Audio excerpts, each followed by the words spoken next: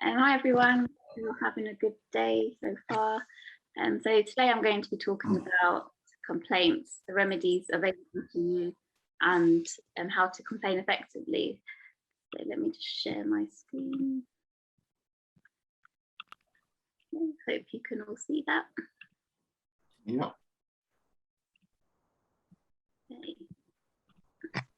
So what we will be covering today is what you can complain about, the remedies that are available to you, how to complain, like what sort of points you should be covering, what evidence and documents you should be including in your complaints. If you are considering legal action, then how should you be preparing for that? What support out there is available to help you complain? And I've also prepared an example complaint about a carer's assessment decision, which you are welcome to use. So what can you actually complain about?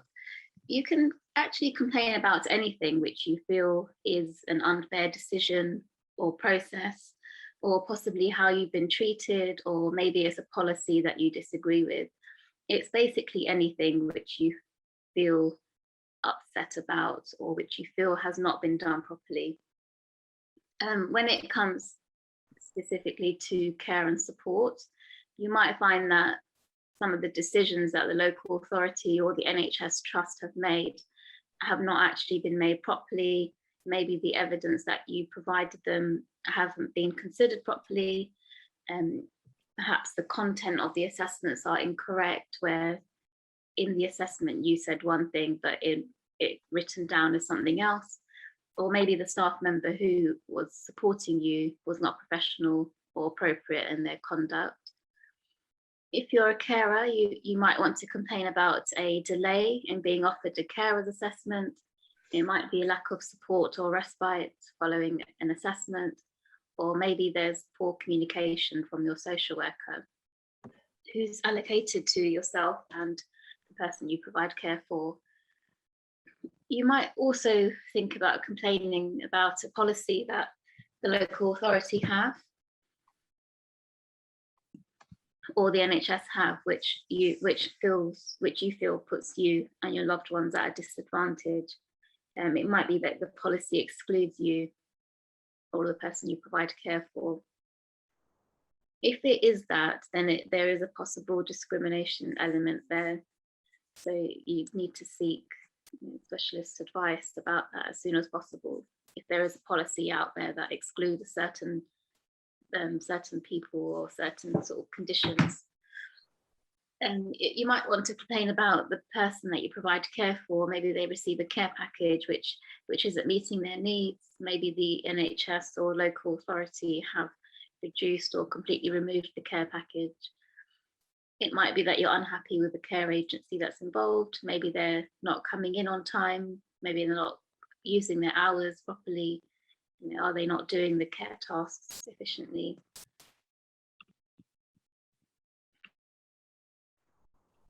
So one of the remedies that is available to you is the complaints process. If you are considering this remedy as part of your, if you're looking to complain, it's good to ask for the policy that the local authority or NHS has. And this should outline what their stages are, what the timescales involved are, who you need to contact, and what you can expect from that process. It's important that you complain about a decision as soon as possible, because most complaint policies require you to make the complaint within 6 or 12 months of the date of the decision that you're unhappy about. In some circumstances, there are exceptional circumstances. So you can look out for this information in the policy, see if that applies to you if you are out of time. If you need a reasonable adjustment to view the policy or to make the formal complaint, you can explain this and state what will make things easier for you, more accessible. Local authorities have a duty under the Equality Act to make reasonable adjustments. So if that applies, then it's good to point that out to them. So the other remedy available is the ombudsman service.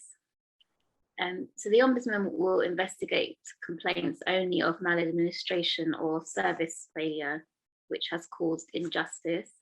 and they will only actually investigate the issue once the local authority has been given the opportunity to investigate and respond to your initial complaint. So you have to go through the stages first before going to the ombudsman.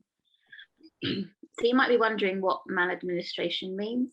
It means the way the organisation has dealt with the situation, or in the way that they've reached a decision, or maybe perhaps the way in which decisions are not properly implemented.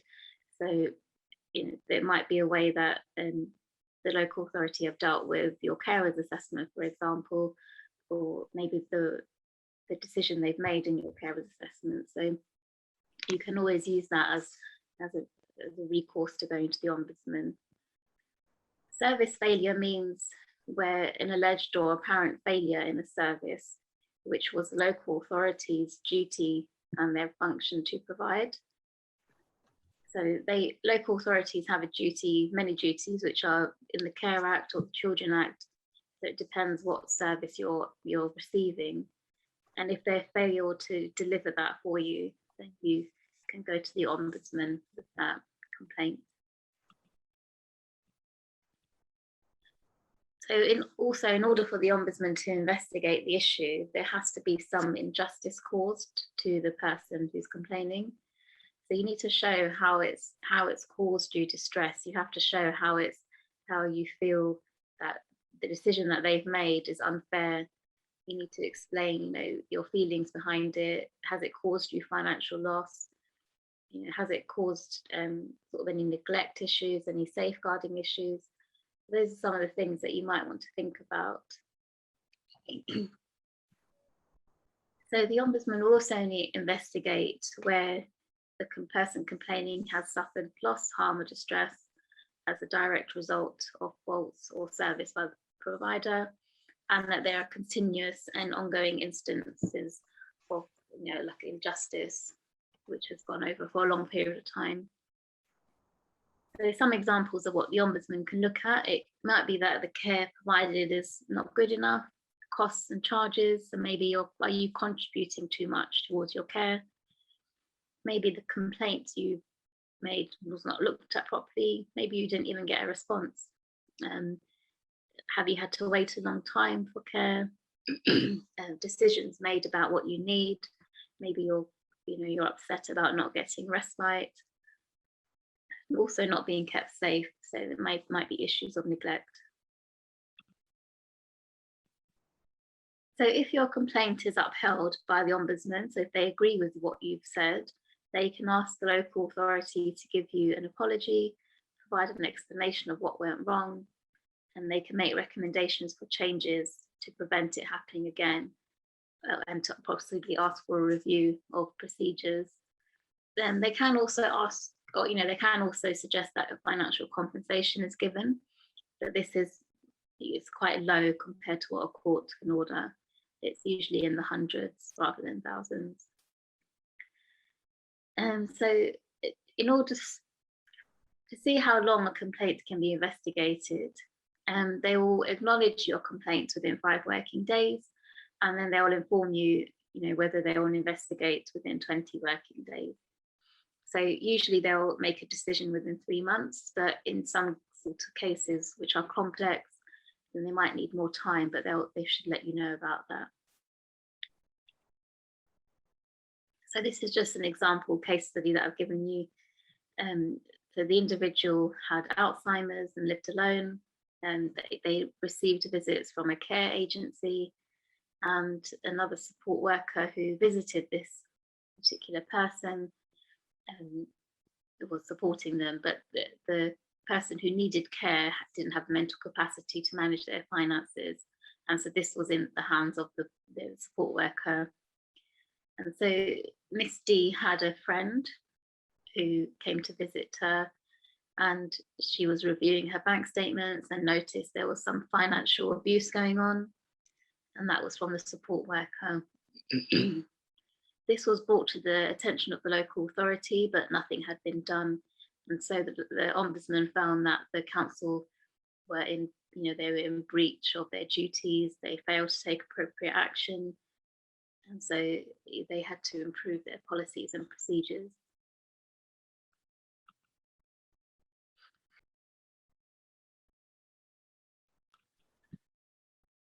So the Parliamentary and Health Service Ombudsman is when you complain about an NHS service. So there are different ombudsmen to the one we just described. The previous one that I was talking about is for social care disputes.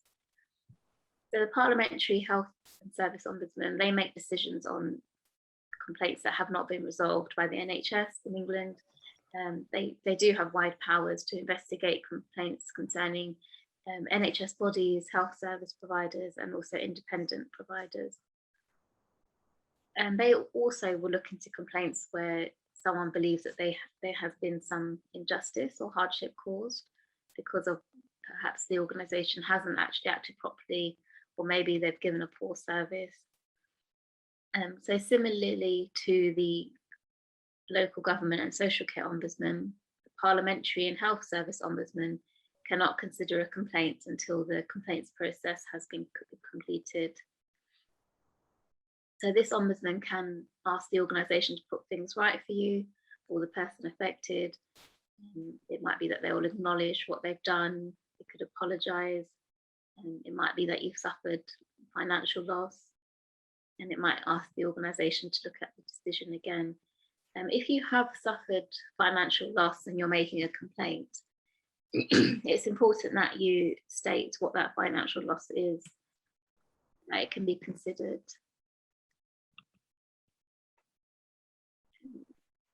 So legal aid is another area if you're considering legal action. If you want to instruct a solicitor or a caseworker to sort out the issue for you, you can look into legal aid services. So if you or the person you provide care for is eligible for legal aid, you can instruct somebody to help resolve the issues. It might be that you're just so exhausted of, complaining with the local authority. It might be that you feel like the relationship has broken down, and you might need that sort of person in between to help you communicate. So I'll put the link here for you where you can find legal aid providers in your area. So when it comes to social care issues, the area of law is called community care. So you'll need to type in your postcode in that link and choose community care as the category of law, and it will come up all the firms in your area. If the person who receives care is a child, it's the parent or parents' finances which are taken into account to assess legal aid eligibility. If you're married and the legal issue is about yourself or your partner, then both of your finances are taken into account. So when you're complaining, there are some points that you should consider. In your introduction to your complaint, you want to explain the conditions that you have or those of the person that you provide care for, and explain how this impacts you on a daily basis. You can state what care package you have in place and address what you would actually be complaining about. So it might be that there's somebody who you're complaining about is a wheelchair user. They might have mobility issues. So you can say something along the lines of, Miss X has a mobility condition and is a full-time wheelchair user. Their conditions impact them on a daily basis in that they cannot do anything for themselves and they require 24-hour care. Because when you complain, it's a pair of new eyes which are going to the issue. So you want to make it very clear for the person as to what situation the person is in and what's actually happened. When you go into the body of your complaint, so like sort of the middle part, you want to explain each issue in turn and challenge what you disagree with. Address why you disagree with the decision made by the provider and provide supporting arguments and evidence for their decisions. And you want to explain how their decision has impacted you and or the person that you provide care for. It's also useful to provide law and guidance that applies and how the provider has failed in meeting their duties or powers.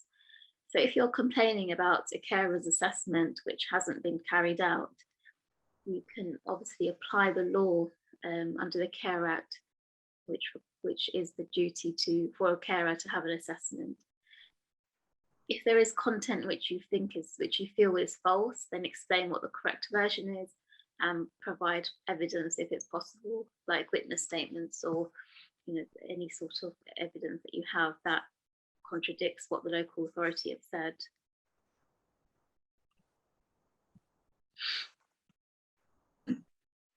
So in your conclusion, you want to summarize your complaint and the main points raised by you.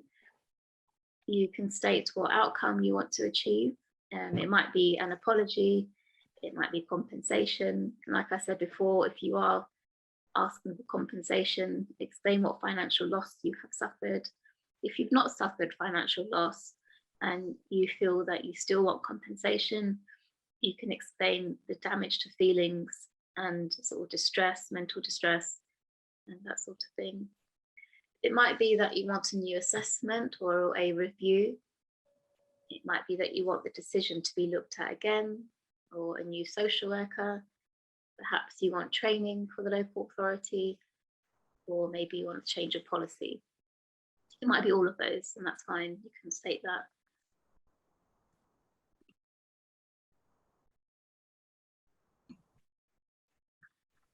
Towards the end of your complaints, you want to provide details about how you can be contacted, so your email address or contact numbers, what times of the day you're available to speak, and confirm when you want to hear a response in line with their policy. So most local authorities operate a 20-day turnaround period, but you can check their policy to confirm this as well. When you're including evidence and documents, you might be wondering, what is it that you need to include?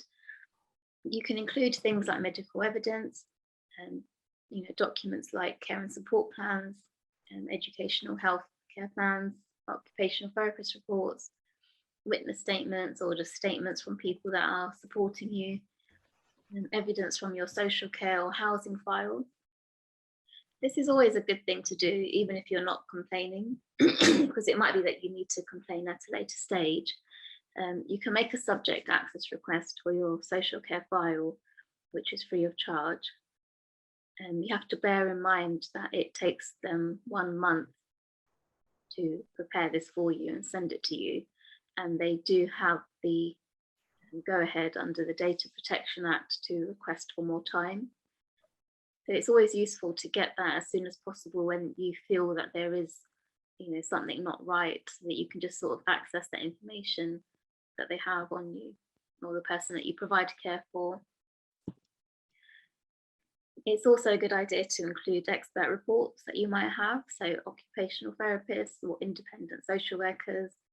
It might be that you have independent reports carried out as well as local authority reports. So if you are considering legal action, it can be quite daunting. So to prepare for that, you have to act quickly, because if a decision needs to be challenged by way of judicial review, it has to be done within 3 months of the decision. And solicitors and barristers need time to consider the case.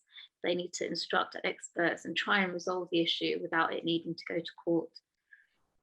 And if it does need to go to court, then they need time to do that. So it's really important that you act very quickly. Explain your case to when you're approaching solicitors, like stick to the point of the dispute. Try not to go too much about the past, which is not linked to the case. Provide evidence which you feel might help, and be honest about what outcome you want to achieve to manage expectations. It can be stressful, like I said, but it is a remedy that's available to you, and legal aid is available in this area. So if you do feel that it's getting too much, then do discuss it with your solicitor that you have. If you have a supportive friend or family that you trust, you're then welcome to take them along with you if this helps you. You might be wondering what judicial review is. Some of you might already know what it is. It's a procedure by which the court reviews the lawfulness of decisions, and it's a remedy that is available to you if you feel that a decision made by the local authority is not right. It is a last resort remedy, so it can't be used where there's an alternative. And there's 3 grounds, which is the illegality, irrationality, and impropriety. So if you do consider legal action, your solicitor will go through this with you and will tell you whether there's any merits for your complaint or your what you feel is unfair, whether it can be taken to a judicial review or not. Time limits are very prompt, so you need to do them within 3 months of when the decision was made. And like I said, legal aid is available, so you can always look to instruct somebody to help you with that. It's quite costly without legal aid. So making a complaint can be quite time consuming, it can be quite stressful, it might have an impact on your mental health. So you do have the option of contacting advice agencies where you can receive free advice and information. And some suggestions are Carers UK, the Equality Advisory Support Service. So they advise on discrimination issues. IPSI, who advise on education, Shelter on housing, Rethink and Mind, who are both mental health and wellbeing charities.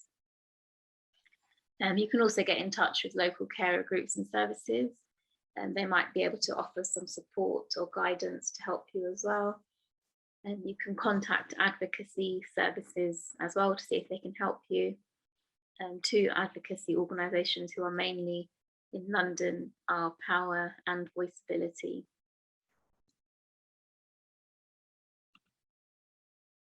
So this is just an example complaint that I've drafted, which covers everything that we've just discussed. So this is about a failure to do a carer's assessment.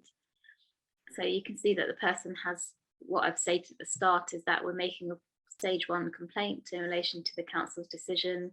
It's always good to mention the date as well, and what the issue is about. So it's the carer's assessment. If you're attaching documents, then say what it is, and just obviously say what you're challenging. In this case, it was not an award to not give respite care or support. There's a bit of a background for the complaints officer to see. This person has been a carer for 12 years for her husband who has Alzheimer's, who requires 24-hour care, and all this person wants is some respite care, which was refused. And so she does get help from carers, but that's only 12 hours a day, 12 hours per week, and the wife basically provides the rest of the care, which is a very common scenario in most carers. And so in the rest of the complaint, you can see that there's a bit more of a background to the issues of them asking for a carer's assessment back in December, that it was refused. And so the person complaining is making the local authority aware that they are aware that they're illegally entitled to the carer's assessment under Section 10 of the Care Act, and has explained that, how exhausted they feel, and they've expressed the need for support over a long period of time. And we then go into the actual issue, which was the carer's assessment, which did take place. Social worker only spent 30 minutes asking questions about what support they needed, but failed to go through the eligibility outcomes, which they're meant to do, set out in the criteria regulations. So you're making the local authority aware that you know your stuff and you know what you're entitled to. If you're unsure, you can always seek advice, free advice about it, and apply it to your complaint. And so towards the end of the complaint, you can see that the carer has explained how it's made them feel, and what they actually need. They just want a break to focus on their well-being. Also disappointment about the social worker not knowing what the lawful carer's assessment involved, what outcome they want, and when they expect to hear from them. So you want to show the local authority that you've read their policy, that you know your stuff, and that you're waiting for a response from them. You can use this as an example when you're making a complaint, and add to it as well. You might have more to add to it, you might want to take some stuff out. It is sort of a template for you to use, and it is it's obviously every situation is different, so you might need to add a lot more to your complaint that you're making. And just a reminder of how to contact us if you do need advice. We've got our helpline number, our email address. You can contact us, follow us on social media, and find out more about our online sessions here. Hello everyone. Right, bear with me while I share my screen. The bit that everybody loves when we there we are. Let me get my notes. Okay, so there's a lot of similarities between what I'm going to say to you and what Priya's already gone through. So let me just try. My Zoom's just come up saying it's unhappy, so I hope it's going to be okay. So I'm going to talk you through now. There are currently 65 welfare benefits that are available within our current welfare benefit system. Some of them have been sort of shelved and put to sleep, so you can't make new claims for them anymore, but actually they are still being paid, they're still viable, and they're still alive. So I'm going to go through some of the more common welfare benefits which you may experience. So let me just pop this on here for you. Okay, so we at Carers UK, we have a 10-step guide to challenging a benefit decision. It's available on our website. A lot of the information is there, but I'm going to include some links that you may find helpful as we go through. Now, with a welfare benefits decision, depending on where you live, so if you live in England, Wales and Scotland, it's the Department of Work and Pensions. And if you live in Northern Ireland, it will be the Department for Communities. So they're the only acronyms, I promise, that we're going to have as we go through. So if you have a decision about a benefit that you do not agree with, you are able to challenge this decision. So this information that I'm going to give you, it's in relation to these following benefits. So carers allowance, attendance allowance, disability living allowance, personal independence payment, income support, employment and support allowance, job seekers allowance, pension credit, universal credit, state pension, bereavement benefits and maternity benefits. So for the majority of us, these are benefits that we may be claiming or are familiar with, or are hoping to make a claim or have experience about claiming in the past.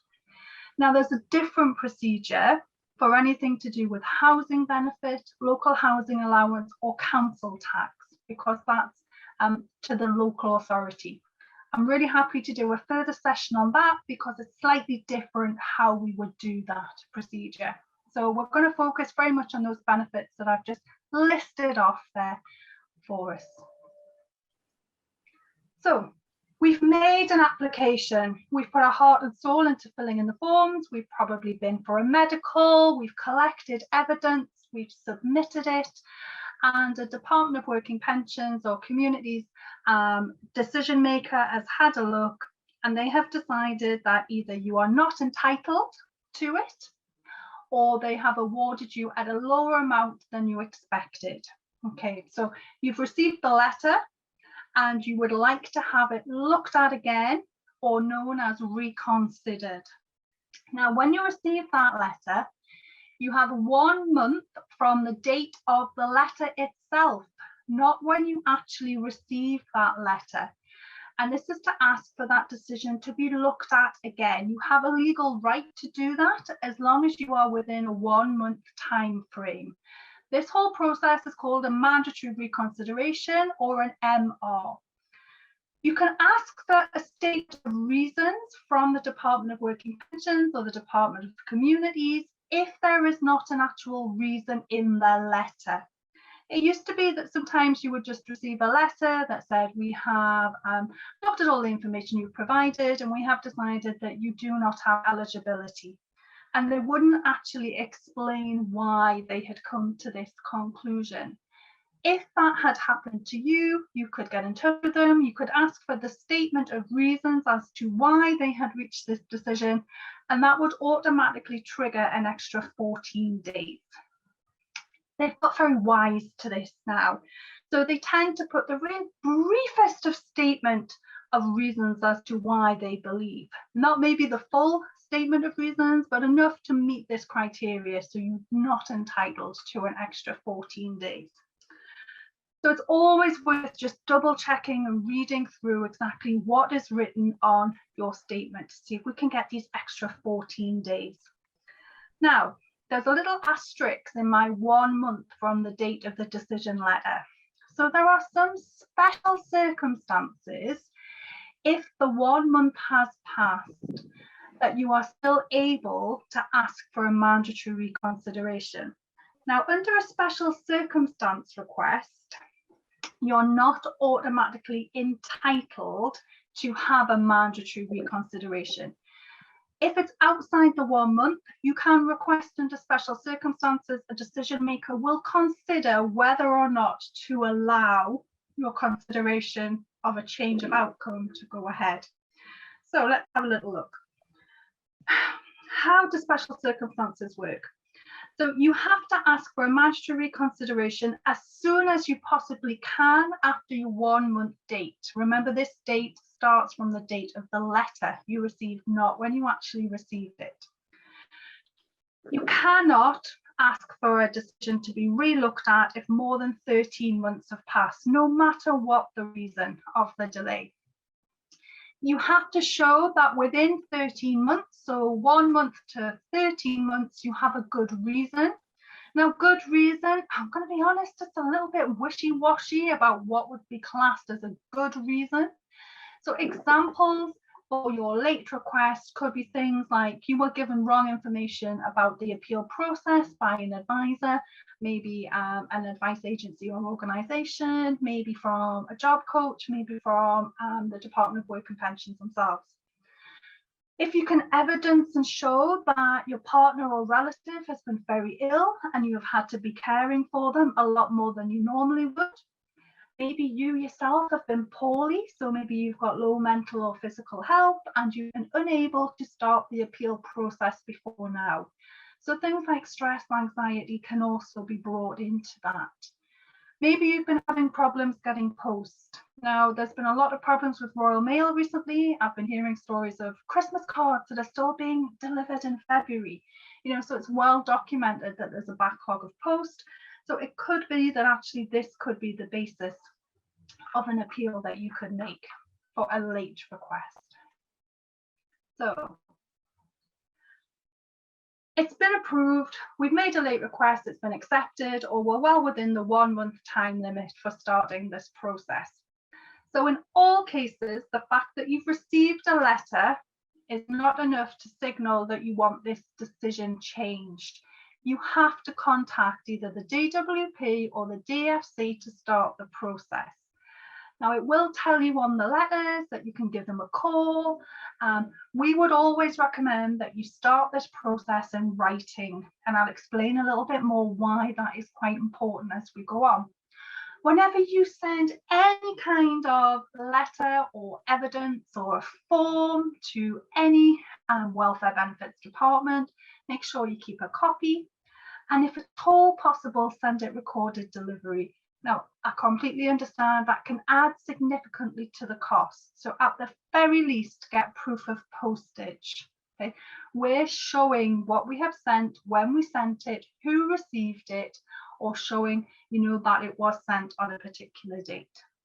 Now, in your letter, when you're asking for this process, your decision to be re-looked at again, to be started, there are different sort of templates and guides that you can use. There is no real set format, but in your letter, you need to include your details, so things like your name, address, national insurance number of the person that's making the claim, the date of the decision and the summary of the decision, a focused explanation of why you think that decision is wrong. So if you're asking for a reconsideration of a benefit which is to do with health conditions such as employment and support allowance, or any of the disability benefits such as DLA, disability living allowance, or attendance allowance, or PIP, personal independence payments, you need to show that you actually meet the assessment criteria of the benefit. Now, what's really important is that you have to show you meet the assessment criteria of the benefit on the date the decision was made. And that's something that we need to always keep in our mind as we're going through the appeal process. Because if somebody's condition deteriorates or gets worse or changes, that cannot be taken into account in relation to this claim. This claim is only live and active and can be inclusive for health conditions about how they affect somebody on the date the decision was made. Okay, so we need to look at the eligibility criteria, and you need to think about and show and demonstrate how that criteria is met. So this is over and above any information that you've put on the form. This is over and above any information that has been in supporting statements. You really need to show how this is the case. If you had a medical assessment, request a copy of that medical assessment anyway, okay? Even if you are getting near to that 1 month time limit. You need to check for inconsistencies, things that maybe have been said that aren't true, or any errors that you can challenge and point out to them. Okay, so there's a lot of consistency between complaints that Priya mentioned and when we're looking at getting a decision changed. Think about any evidence you've got to back up your claim. Have you got any diaries that you've got that show the amount of help and support you need? Have you got a statement from a friend or a family member who can help and support? A care plan, for example, from social services, or a statement of educational needs. Maybe things that you didn't include, you can pop in to this first mandatory reconsideration decision. So letters from consultants, occupational therapists, etc. Now, with your GP, now you can always ask your GP for a letter, and you can explain the criteria of the benefit. Now, it's not enough in some circumstances for somebody just to confirm your medical conditions. Depending on the benefit, they need to be able to confirm the help and support that you need because of your medical conditions, your long-term disabilities, or your health conditions, for example. Now, GPs are able completely lawfully to charge to provide you a supporting letter in these circumstances to do with welfare benefits claims. So sometimes think outside the box, or if you know that you are going to rely on your GP, make sure that you help them as much as you can by providing what it is you would like them to say, what the assessment criteria is. So it's a useful documentation. So let's have a little think what else we need to do. Ooh, I've just clicked on the wrong thing there, sorry. Right. If you're on a low income, explain that as well, because your GP might waive it, or actually a support worker might be a better person, a friend or a family member or someone who knows you really well.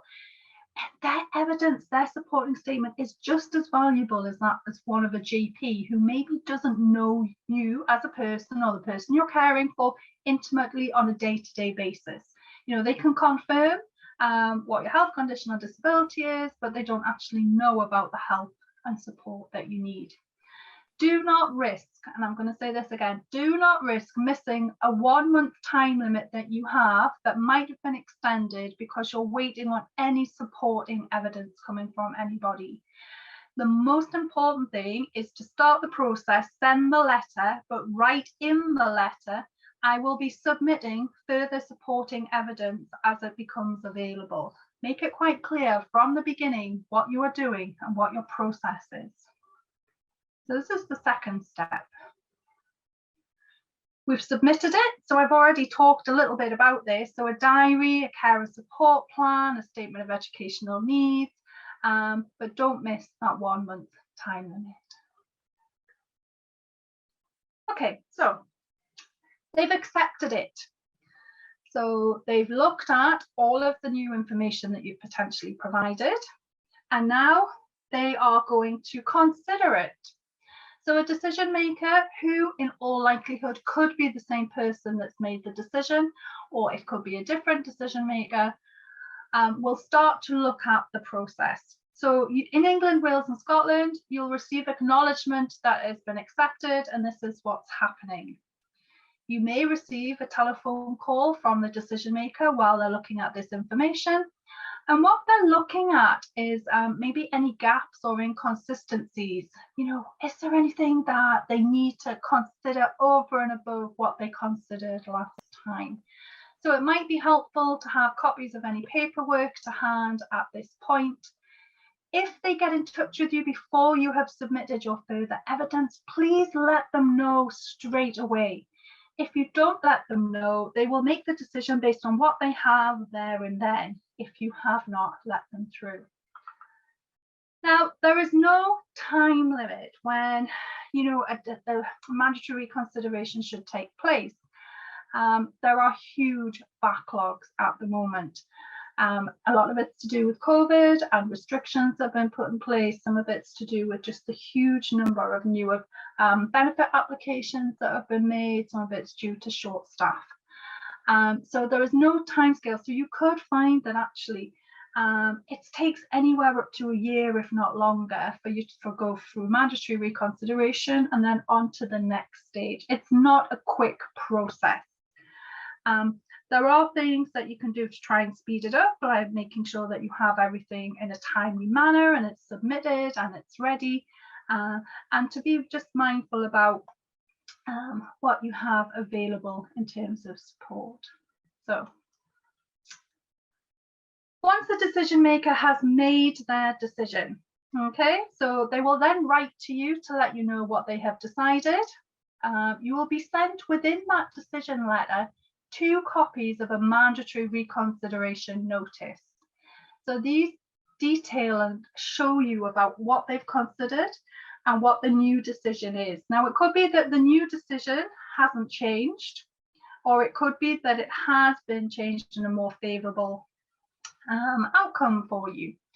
So if a decision has been made in your favour, so you've now been awarded a benefit, then it will be backdated to the date that you first applied.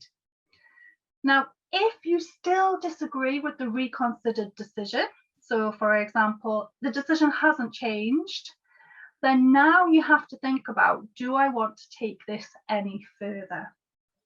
Now, you do have the option, if you're in England and Wales and Scotland, to take it to the tribunal service or to the appeals service if you are in Northern Ireland. So we can take this further, okay? Now, the next step, it's called an appeal. So again, here we are, we've got 1 month to submit our appeal to the independent tribunal service. Again, it's from the date on the mandatory reconsideration notice letter. And again, it's based on that information that's sent to you. If the 1 month time limit has passed, still the same special circumstances apply, okay? There may be a chance to appeal, but as before, there are no guarantees at this point. The tribunal service, who are an independent body in both aspects of England, Scotland and Wales and Northern Ireland, are independent completely of any decision makers who have already looked at it. So we're going to move this forward now. We've lodged it directly. So this is why we're getting into a little bit of legal jargon. We've asked for the appeal to be heard by the tribunal service or the appeals tribunal in Northern Ireland. It's lodged directly with them. In order to do that, you need to fill out a special form. In England, Wales and Scotland, it's something called an SSC1. And you have the option of choosing what type of hearing you would like at this point. We've got 2 types of hearing. I'll go through a little bit the pros and cons in just a sec. In Northern Ireland, you lodge your appeal directly and then use a form. It's called an NOA1 SS. Jargon just rings off the tongue, doesn't it? Once that has been received by the other party, they will then get in touch with you to ask, do you want a paper hearing or a face-to-face hearing? So a slightly different process based on where you live. When you return these forms, you have to include a copy of your mandatory reconsideration notice, together with any further supporting evidence you may have. If you have no further evidence to supply, then that's fine, don't worry, okay? If you have got something that's maybe come in, it came in a little bit late, included. If you're still waiting for something, again, same rules apply. Make sure you write down that you are still waiting for this to arrive. Right, so what type of hearing? Okay, so face-to-face hearings are referred to as oral hearings, and they require you to attend in person. So these hearings are ones where you would attend a special building and you are there in person. They're sometimes being carried out via video conferencing at the moment, and in some circumstances potentially by a multi-call process where maybe 3 or 4 people are on the line at the same time. Okay. A paper hearing is where a decision is made by a panel, so the tribunal judges, only based on information that you have submitted. So anything to do with your what's it called, an application form, any medical evidence, any supporting statements that you've concluded. And so they're only going to base it purely on the papers that have been provided. Around 50% of people who attend in person or have the opportunity to talk to the panel are successful, while around 20% of paper hearings succeed. Now, this is because with an oral hearing, you're able to actually go through evidence and paperwork with them, and that's all submitted in advance, and you're able to put your case forward in person. So if somebody has something that they're not quite sure about, they can ask you and you can explain in a little bit more detail, how something impacts you and how it does affect you. So you make that choice. You're now in the system, and I'm going to be honest, now it's a waiting game. In England, Wales and Scotland, the Department of Work and Pensions will aim to respond to you within 28 days to let you know that you are now waiting for a tribunal date. You have the option to select if you would like a short notice hearing, but if not, generally you will receive 14 days notice of when the hearing is going to be. In Northern Ireland, there is no equivalent time limit. So you will hear when you hear, and they will give you notice about when your hearing will be. If you've asked for a paper hearing, the first you may hear that it's actually happened is the outcome. You may receive a decision letter. These can be carried out at very short notice. They keep a bank of them just in case, for example, face-to-face hearings or oral hearings, they don't go ahead, or maybe there's a no-show, or maybe it's finished quicker than they thought it would be. So they then look at a paper hearing while they're waiting for the next case to be heard, for example. And as mentioned, with a face-to-face hearing at the moment, sometimes they're using telephone conferencing or video conferencing as a way of getting in touch with you.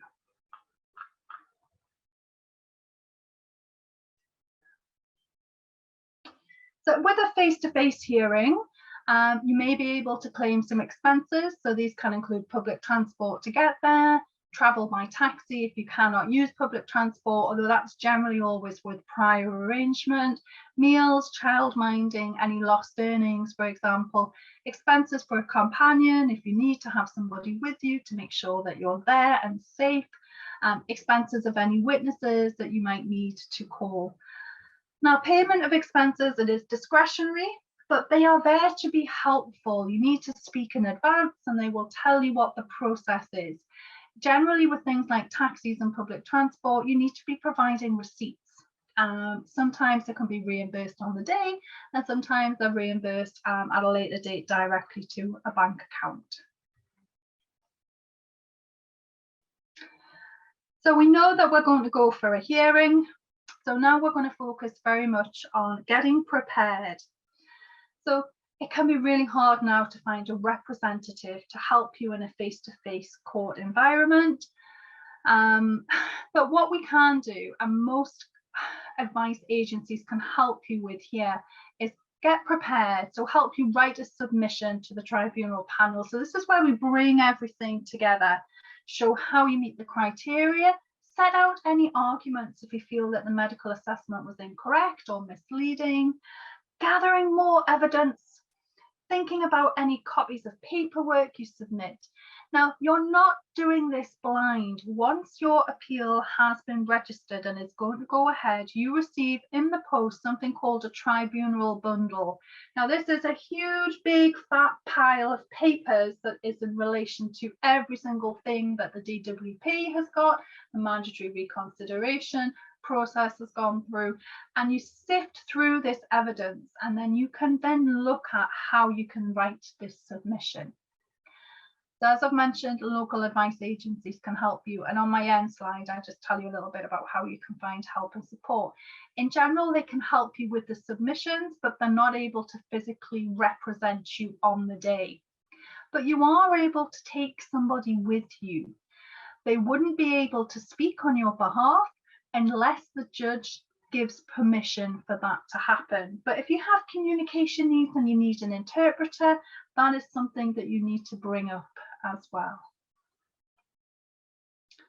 So you've received your letter now telling you when and where your hearing will take place.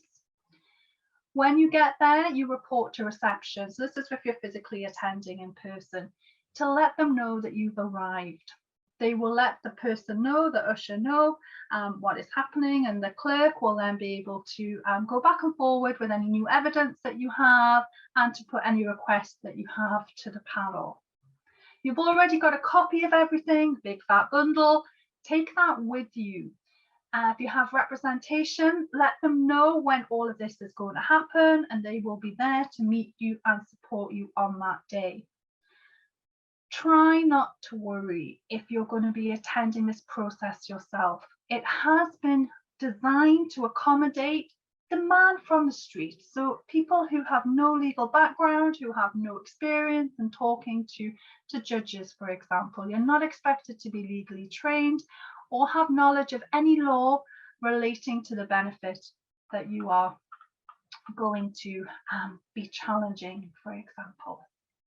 Okay. And I've been to quite a few tribunal hearings actually, and although it's quite a formal process, they are really there to try and let you know exactly what is happening and at each stage that they're happening, but it isn't always an easy thing to go through. It can be really difficult to answer questions and think about explaining, how your health conditions affect you. So sometimes if you can have somebody there with you, they can just be a prompt, maybe provide emotional support.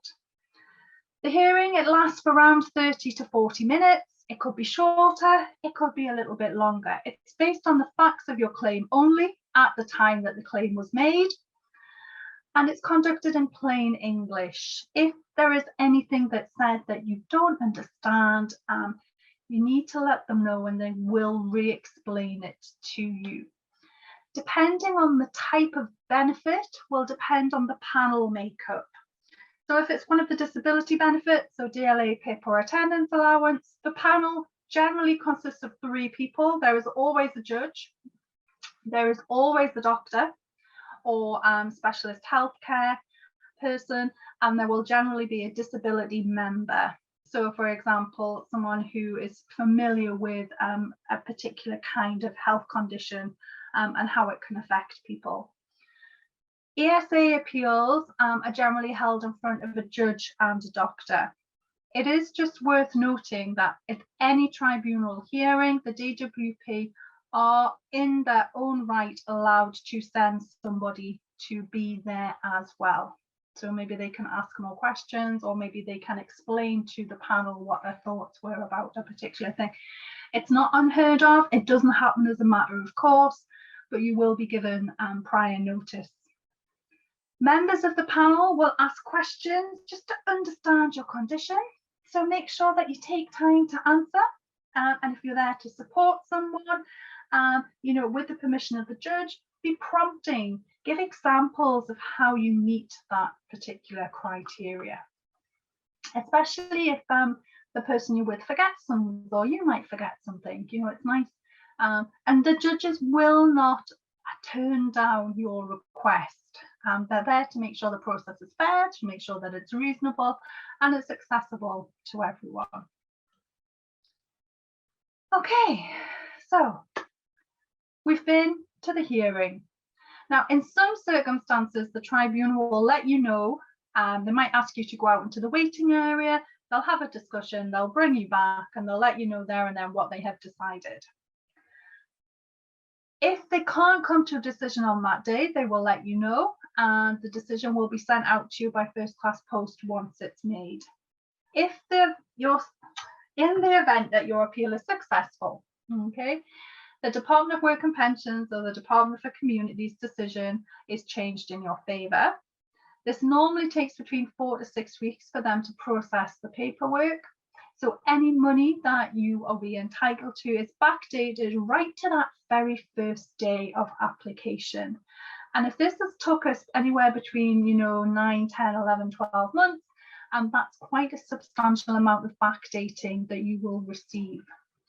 Now, this, of course, can impact on some of the other benefits you might have been receiving during that time. So it's almost worth just getting some further advice just to make sure that any backdated payments you get, are they going to have any implications? Are they going to cause difficulties for some of the benefits that you're already receiving? This is probably one of my last slides. It is. If you disagree with this tribunal's decision, you can ask for a written statement of reasons to see how they reached their decision. But if you intend to challenge this decision, it's not enough just to believe that the decision is wrong at this point, okay? If you don't like the decision and you feel that it's unfair, you can only challenge it if there's been an error in the fact of law, or if there is some other reason why the decision should not stand. And at this point, we would always recommend that you seek specialist benefit advice. Again, we've got very strict criteria, and again, we've got that time limit that must apply. So there's a lot of common themes and threads that run through any of these particular benefit decisions. These are some really useful resources. So I'll put them on the slide there so you'll be able to get a copy of them when they're sent out. So it's our 10 step-by-step guide that goes into a little bit more detail to what I've covered, and some links that take you to different things, how you can find local support. So it's a website called Advice Local. Again, you would pop your postcode in, and this time the area of law that you're selecting is welfare benefits. Okay. There's a charity called Advice Now who have produced some excellent guides. How to win PIP appeals, how to win a disability living allowance appeal, and how to win a work capability assessment. So the work capability is something that's applied to an employment and support allowance claim and a universal credit claim. Now, if the benefit that you are appealing is attendance allowance, using the personal independence payment appeal guide is the one for you, because actually the process is exactly the same for PIP and for attendance allowance. So it's a really useful guide. There's links to template letters if you prefer to use the template letter, and there's an online where you can put the information in and it'll create a letter for you if that's what you would prefer to use.